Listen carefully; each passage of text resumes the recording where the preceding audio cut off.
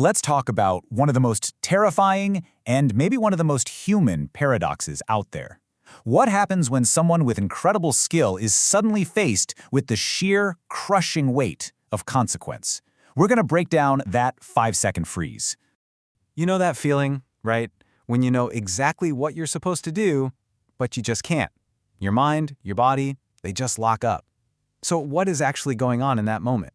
All right, to really get this, let's set the scene. Imagine it's 3:15 in the morning. The chaos of a code blue is just starting to settle, and we've got a really skilled doctor, we'll call him Dr. Amrit, who's just experienced his first ever moment of complete code paralysis. For 5 critical seconds, he just froze. Now, here's the thing. It wasn't the medical equipment or the procedure that broke him. It was seeing the patient's daughter crying in the corner of the room. And this right here is the core idea, existential paralysis. It's not about a lack of knowledge. It's when the overwhelming humanity of a moment literally short-circuits your trained technical response. And believe me, the stakes could not be higher.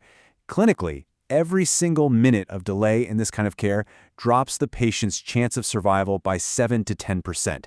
So from a purely data-driven point of view, that 5-second freeze is a massive deal. Dr. Amrit's own words really get to the heart of it. He said he didn't just see a heart rhythm on a monitor, he saw, quote, everything all at once. You see, this wasn't confusion. It was a moment of absolute, painful clarity about the human stakes, and it completely overwhelmed him. To understand this even better, we're going to do something a little different. We're going to jump from a modern ICU to an ancient battlefield, because this is not a new problem. This is a timeless human problem. And for that, we look to the story of the great warrior, Arjuna.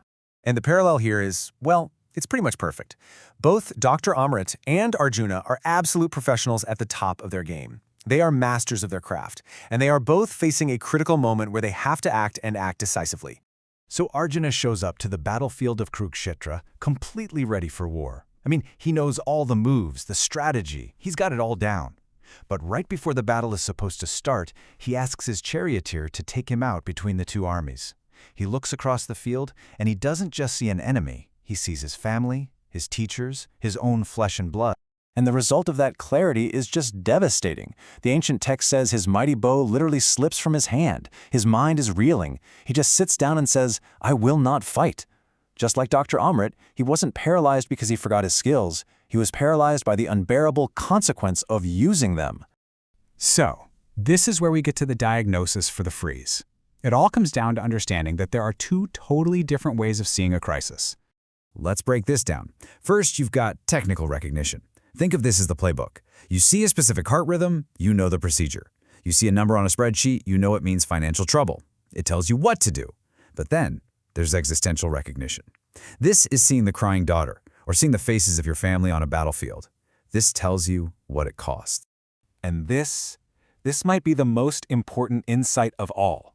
That feeling of being totally crushed by the weight of the moment, that is not weakness. It's not a personal failure. It is the exact opposite. It's your brain correctly perceiving just how high the stakes really are. It is accurate perception. So that brings us to the real problem, doesn't it? If that overwhelming feeling is actually a sign that you're seeing things clearly, then how in the world do you act? How do you move through it without being completely locked up by that weight? So, let's take that diagnosis and turn it into an actual framework for action. This is all about learning how to carry the burden of that clarity without getting crushed by it. The objective here is not to stop feeling the weight. It's not about becoming numb or turning into a robot. The whole goal is to separate the act of seeing the full, painful reality from the physical state of paralysis. You have to accept the clarity and still execute the procedure. So how do we do that? Well, you can boil it down to 4 steps. 1, honor the recognition. That gut punch you feel, acknowledge it. It's real. 2, separate it from paralysis. You have to hold 2 thoughts at once. This feels crushing, and I have to act now. 3, use that recognition to guide the right response. Let the clarity sharpen your actions. And 4, accept the weight as you move. The burden is real, mastery is carrying it anyway. Okay, let's bring this all back to that ICU and see what this actually looks like. Because after that 5-second freeze, Dr. Amrit's recovery shows us what true mastery is all about. And I'll tell you right now, it is not about being numb. The second that freeze broke, his training kicked right in. Boom. He ran a rapid survey, made sure CPR was high quality, and he started calling out the right orders. Charge to 200 joules, get the epinephrine ready. All the standard life-saving actions. His technical skills were perfectly fine. But you know what? The most masterful thing he did wasn't in any clinical protocol. He had someone gently take the crying daughter to a quiet family room. That action was guided entirely by his existential recognition. By seeing the human cost, he didn't just save a patient, he cared for a family. That is mastery. And this is all summed up beautifully by his senior colleague. She later admitted to him that she's frozen more times than she can even count.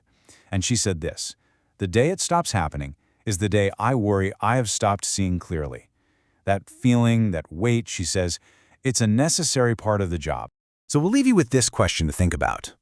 In your next high-stakes moment, and it could be a big negotiation, a project crisis, or even just a difficult conversation, how will you handle it? How will you honor that crushing weight of what's at stake, separate it from the paralysis, and then move into the right action?